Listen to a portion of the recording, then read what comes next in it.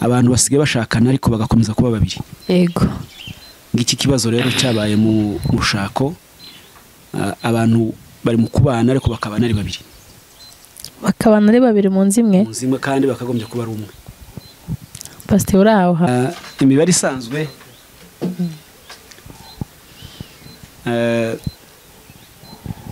rimwe guteranya rimwe ni kabiri. Yego. Ariko mu mibare y'Imana rimwe hagati y'umugabo n'umugore rimwe guteranya rimwe ni rimwe. Abahujwe n'aya ma social media, Facebook, Instagram, bitewe nuko ngo nta muranga bashobora kuba baragize, bikazana impamvu nyinshi z'uko wenda basi. Kubera ko kera mu Bisiraheli kugira ngo umukobwa arongorwe yinjire mu rugo rwe yasabwaga umwaka wuzuye. Hari impamvu imwe iremereye y'abahungu banone bari mu gushakana baziranye n'abagore benshi. Yego. N'abakobwa bagashakana baziranye n'abahungu benshi. Yego. Iyo ni impamvu imwe adashobora kubaka urugo.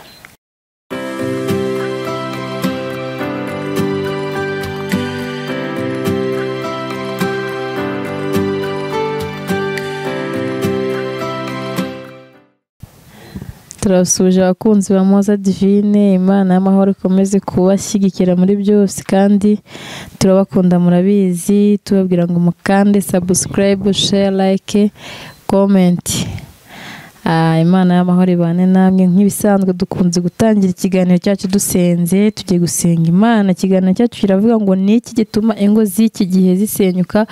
Hano dufite umukozi w'Imana n'ubundi yari yakoze icyiciro cya mbere, yari yaje kuvuga Imana ayivuga yihereye mu mizi, avuga ku ngo z'iyi minsi, avuga n'ingo za kera. Uyu munsi rero twamugarukanye afite amagambo akomeye ahumuriza imitima ya benshi, abacitse intege benshi bakomeze kuganira neza kandi bakomeza gukurikirana ibiganiro byacu bica kuri channel ya Moza Divine.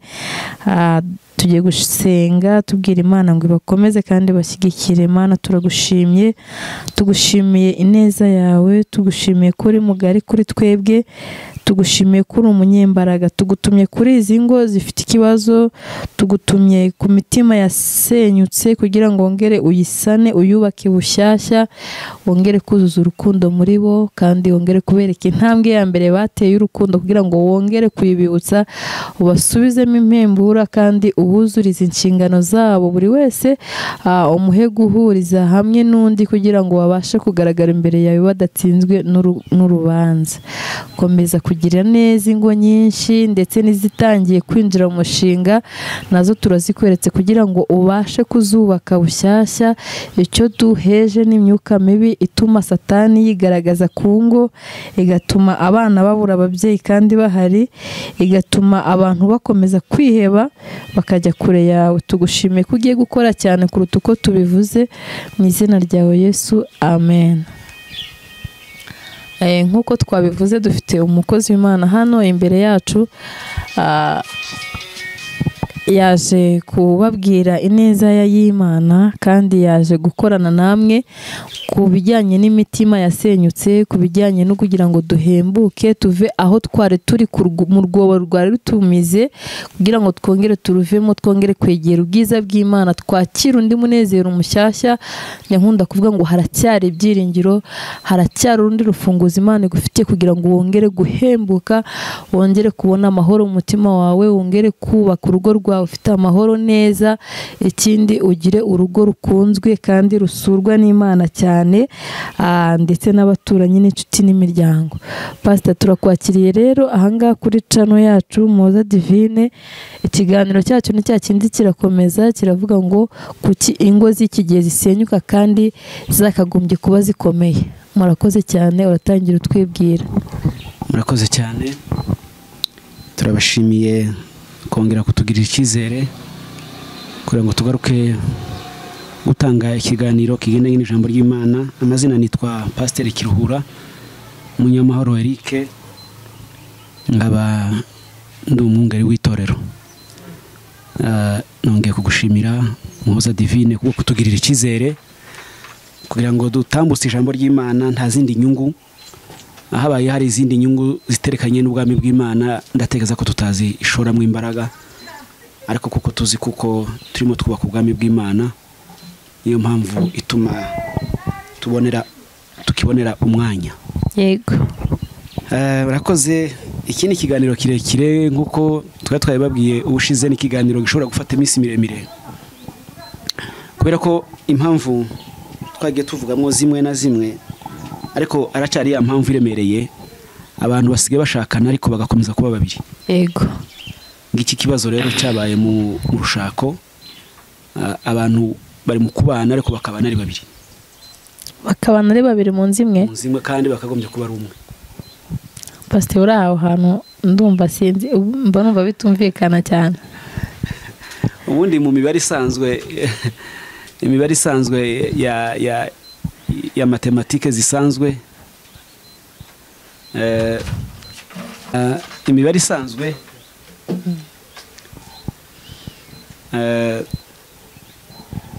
rimwe guteranya rimwe ni kabiri. Yego. Ariko mu mibare y'Imana, rimwe hagati y'umugabo n'umugore, rimwe guteranya rimwe ni rimwe. Yego. Hano mu gitabo cy'Itangiriro 2:18 haravuga ngo icyo gituma umuntu azasiga se na nyina akabana n'umugabo n'umugore we akaramata, bombi bakaba umubiri umwe. Hariya mu butumwa Pawulo yaranditse aravuga ngo ntibaba bakibaye ngo babiri, baba babaye umwe. Ni ukuvuga ngo impamvu igeretse ku zindi mpamvu ituma ingo zaragize intambara, nuko abantu bari mu gushakana ariko bagakomeza kuba babiri. Imyumvire ikaba y'abantu babiri, ibitekerezo bikaba by'abantu babiri, imikorere ikaba y'abantu babiri. None Pastor, ibyo bintu biterwa n'iki? Urabona wowe usa nkaho ufiteho nk'amakuru menshi cyane, kuko wowe utandukanye n'abandi batumirwa tugenda dutumira, nyine bitewe nuko ari abakozi b'Imana bafite amakuru y'ijuru turabatumira, ariko wowe ufite amakuru y'ijuru ukagira ndetse no kuba uri inzobere mu bijyanye n'urwo rugendo. Iyo urebye ukabona abantu bashakanye bakundanye kandi bagakora ubukwe bwiza, bakajya mu murenge, bakajya mu rusengero, ariko nyuma y'imyaka 2, 3, 4, 5 se ugasanga basenye urugo rwabo, biterwa n'iki? Ibyo nabivuga mu bice nka bibiri. Igice cya mbere nakwibaza yuko ushobora gutekereza kuko ataba ari urukundo, uko urukundo iyo umuntu wakunze umuntu ntimutandukana. Iyo wakunze umuntu ntimutandukana. Ikindi cya kabiri, gusenyuka k'urugo rw'abantu badafite ijambo ry'Imana rigwiriye biroroha. Pawulo yabwiye Abakolosayi bagiraga nk'izi ntambara zihari, ubu n'ingo zisigaye zarabaye, umuntu akava mu rugo akajya mu rundi, batandukanye. Pawulo arabandikira arababwira igice cya 3:16, arababwira ngo ijambo rya Kristo ngo ribe muri mwe rigwiriye.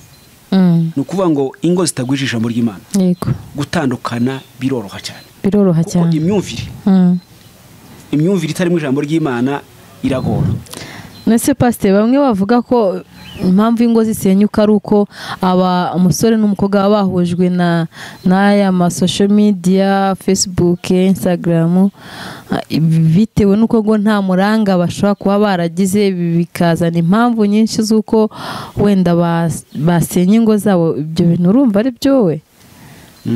Nabyo biri mu zindi mpamvu, kubera ko kera mu Bisiraheli kugira ngo umukobwa arongorwe yinjire mu rugo rwe yasabwaga umwaka wuzuye.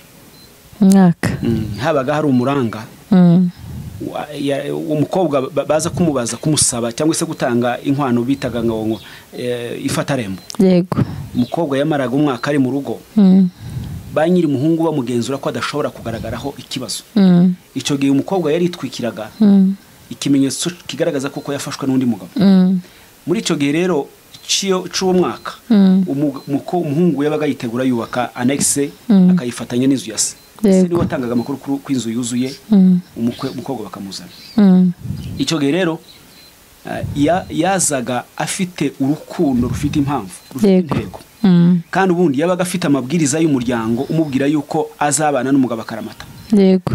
Noneho rero ubu ngubu impamvu nyinshi zituma abahungu banone n'abakobwa banone batubaka, ubushize narayivuze. Yego. Reka nongere nyivuge. Batubwiye ku gatambaro ukuntu umukobwa yajyaga yitwa umukobwa warezwe, ufite Imana, wakuriye mu ijambo ry'Imana yego kuko yitwaraga. yego Hanyuma uyu munsi rero uraza kutubwira umugore muzima, ibintu biranga umudamu nyirizina wubaha Imana, kubaha imiryango, umudamu waje afite urukundo. Utubwire n'umugabo ufite urukundo Imana yamuhaye, kuko ijambo ry'Imana avuga ngo umugabo ukunda umugore wawe. Nawe uraza kumutubwira.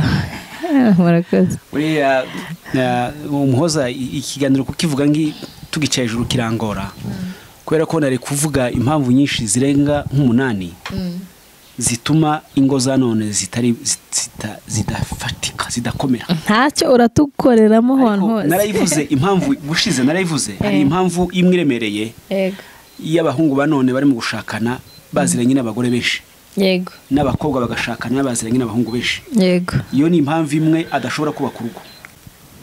Kuvuga ngo umuntu hari ukuntu apoteka ubuzima bwe cyangwa se utanga ubuzima bwawe nk'ingwate.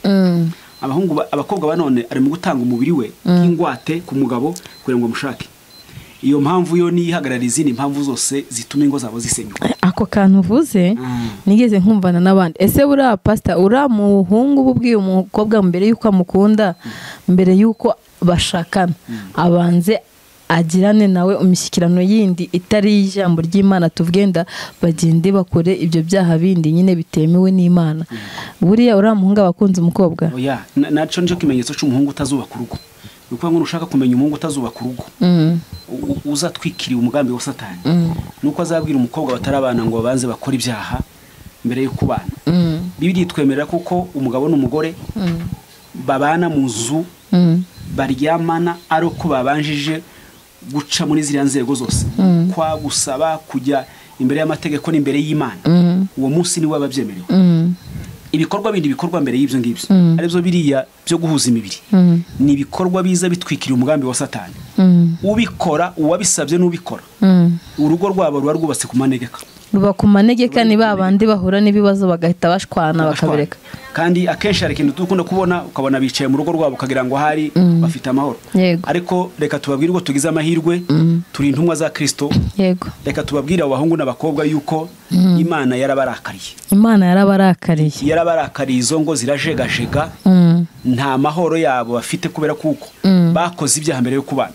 Bakoze ibyaha. Impamvu Imana ibarakarira nuko ibyo babikora, ariko bakajya mu rusengero, yego, bakabeshya abakozi Imana, bakirwa abaririmbyi bakarepeta, abapasiteri ngo barasezeranye indaya, yego, basezeranye abantu batazabana, bagomeri nyine, bagomeri basezeranye abo bita ngo ni wa maraya, basezeranye bagomeri.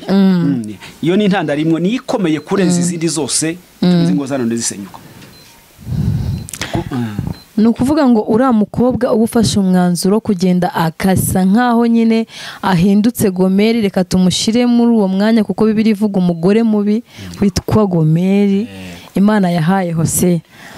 Uriya mukobwa uba ufashe uwo mwanya akagenda agafata umubiri we akawukoza isoni, akawuvanaho icyizere ku Mana, agatandukana n'ubwiza bw'Imana, wamugira ihe nama?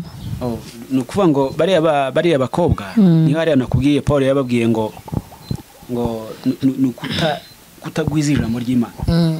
Ubundi iyo umuntu atagwije ijambo ry'Imana, ni ubuzima bwe buba bukinguye, ni nk'urugero nko kuryama mu zidakinze. Yego. Ni ukuvuga ngo bariya bakobwa imibiri yabo irakinguye ku buryo bayemereye Satani ko igomba kuyikoresha iby'uburetwa. Ariko inama nabagira, ubundi kubaka urugo watanze mbere, niko nabivuze, sizi navuze gupoteka umubiri, ni gutanga ingwate y'umubiri wawe, ukayigwatiza, ukayiha umugabo kugira ngo urebe kuko azakwemera, azagukunda. Kuko kuzimu gufite amategeko 10 akuyobora pagani.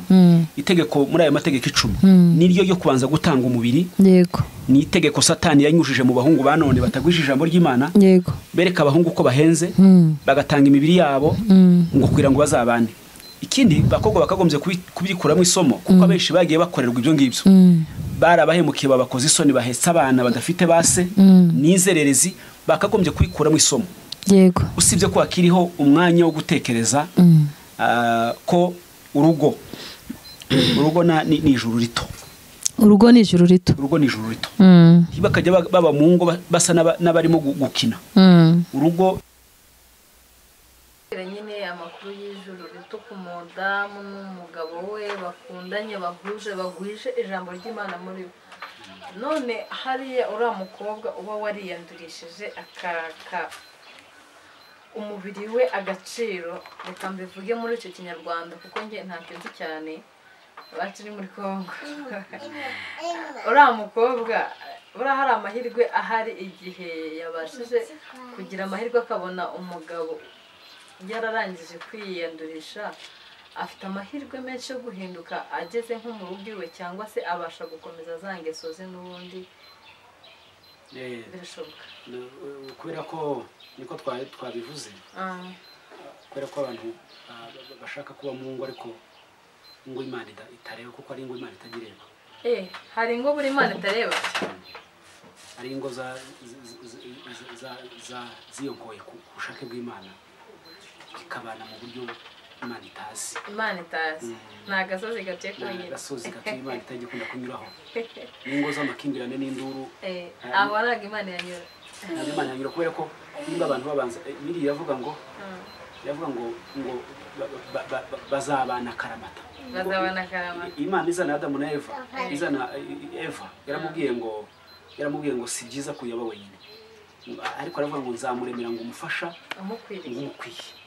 Ni ukuvuga ngo ubwira abantu bakunzi ba Muhoza Divine ndetse nawe bwite kuko bamaze kumenya bakunda kukumbaza cyane, yari iminsi tudaherukanye, icyo ubwira abantu benshi cyane bijyanye n'abari gusenya ingo bitageze igihe, bagira inama ku mudamu n'umugabo.